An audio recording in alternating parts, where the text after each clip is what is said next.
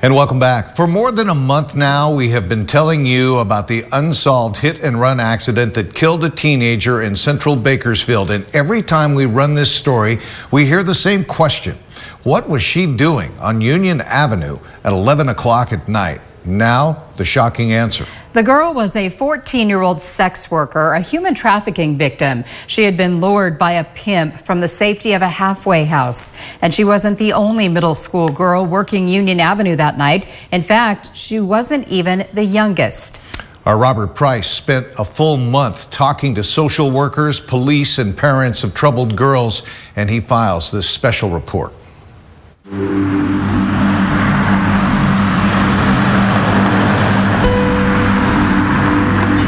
For years, it's been a grim but generally tolerated characteristic of Bakersfield's Union Avenue. Knowledgeable citizen. Throughout the Eisenhower years, the 6-lane boulevard just east of the city's central commercial district was the community's neon-lined gateway, a little Las Vegas that greeted motorists with an unmistakable salutation in vivid blue letters. But today, Union Avenue, a half-mile stretch of it anyway, is the gritty, dismal domain of Bakersfield's sex trade. Drivers who use the route, still a major north-south arterial, may have become desensitized to the sight of provocatively dressed women loitering on the sidewalk outside peeling paint motels. But how would those drivers feel if they knew some of those figures in the shadows were mere girls, children as young as 14, 13, 10 years old, and in danger? This is the story of 3 of those girls. 2 are dead. It was 4 a.m., September 24th, 2023, and 13-year-old Emily, whose identity we are concealing, was text messaging a man she called Daddy, but the cops call her pimp. Daddy asked Emily to meet him at a truck stop. To have sex with her, she asked. His answer, according to court documents, no, so you can work. If you get 1 customer, that's a room for 2 days. Please, babe. Emily protests. But guys there are so ugly, and I don't want an old guy. But you can charge them $400, Daddy says. Then he tells the 13-year-old girl, you're fresh meat to them. Emily finally relents. I mean, if we find someone who ain't that old, then maybe. All you would have to do is walk around the lot and wave when someone makes eye contact with you and smile. Be flirty. Emily agrees to work the next day, but not at the truck stop. She wants to work downtown and eventually settles on Union Avenue, which she believes will be more profitable. Union Avenue, the Blade, as streetwise people call red light districts. And Emily wants her friend to work next to her. Can you give me and my sister a ride downtown? She's my best friend. You mess with her, you mess with me. You mess with me, you mess with her. You mess with us, you pray. The detective working the case knows who Emily's referring to when she mentions a sister. Emily's talking about Sandra, her 14-year-old housemate at a girls' group home whose last name we are withholding. Daddy also knows who Emily's talking about. It's settled. Both Emily and her sister, Sandra, will walk Union Avenue for Daddy. The night of September 25th was bright and cloudless, a waxing 2/3 moon hanging over Bakersfield's most infamous street. It was a little before 11 p.m. Sandra was standing near the corner of Union and 9th, in the heart of the Blade, when something on the east side of Union Avenue beyond the center median caught her attention. A friend? A prospective John? Perhaps it was Daddy, who, according to court documents, was supposed to be there. We may never know. Sandra darted into the street and was almost halfway across when she was struck by a red hatchback. It's going to be a 2001 small, bright red, square-bodied car. Make and model unknown. The driver sped away, his windshield shattered, his front end smashed, his identity still not known. Sandra died 3 days later. Here are Sandra and Emily, sisters of circumstance, goofing around on a TikTok video. Their group home, the Daughter Project, was established by a faith-based nonprofit to try to redeem girls subjected to sex trafficking. Girls between 12 and 17 from all over California who'd been rescued from the streets and, in compliance with court orders, sent to Bakersfield. Peel the whales over there at his house and he wants to be mean and you don't want to come and get me. Most of the girls had been directed to remain at the Daughter Project for an entire school year. Sandra, who's from Southern California, was sent to the girls' home, an unmarked safe house on Union Avenue, a couple miles from the Blade, after being discovered unconscious in Porterville. She had been sexually assaulted. They are somebody's daughter, they're somebody's niece, they're somebody's granddaughter. Jennifer Jensen is the co-founder of the Global Family Care Network, which has offices in 9 countries. Jensen and her husband Clark are former missionaries who've dedicated their lives to eradicating human trafficking, a global crisis that has found a home right here in Bakersfield. Jensen opened the Daughter Project's first safe house in 2017. That's where Sandra and Emily met. Most of the children who come into our care are wards of the state. They're in the foster care system, and they come to us for a short time. The name of the project is actually a short-term residential therapeutic program. The state of California decided to transition group homes a few years ago to this model. So it is a very intensive program for children. It's not meant to be long-term. My goal, ideally, is that we're able to have girls for a year, so they're with us for one entire school year. These girls have been through a great deal in their young lives, and you can't get them from A to B in a couple of months. It takes a long time to break down everything that has happened to them before they feel comfortable sharing, before they even want to change and heal addiction issues, which is very prominent in with this population. The desire to run away, which that is also very common. So, like their 8 young housemates, 14-year-old Sandra and 13-year-old Emily brought some of their heartbreaking habits and life choices with them to Bakersfield. They weren't giving up those habits just because their counselors asked them to. They would slip away from the girls' home at night. It's not a lockdown facility. To find their way to the Blade, a short distance south. Union Avenue between 1st and 11th Streets, most concentrated between 2nd and 4th Streets. Here, prostitution is rampant.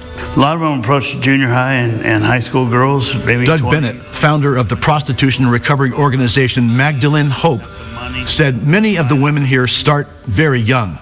Typically, they're groomed by men 5, 10, 15 years older. The recruitment process may take 2 years, 2 weeks, or just a few minutes. Have a car, have some weed, have some money, start buying them some things, and, they start getting pampered and whatnot, and then, they'll tell them, hey, I need you to make some of that money back. Giving it up for free, might as well get paid for it. More than once, Bakersfield police had opportunities to extricate Emily, Sandra's best friend at the Daughter Project, from compromising situations, according to her parents, Jake and Amanda, who live in San Bernardino.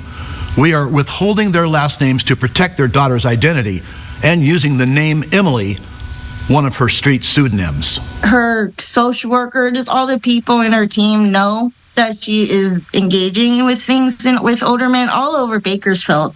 Like, I'm learning about all the spots in Bakersfield. Cops know about everything. There was times where we gave the police the address, the phone number, the make and model of the cars that she was in, and they would go and do their checks, and they would do absolutely nothing.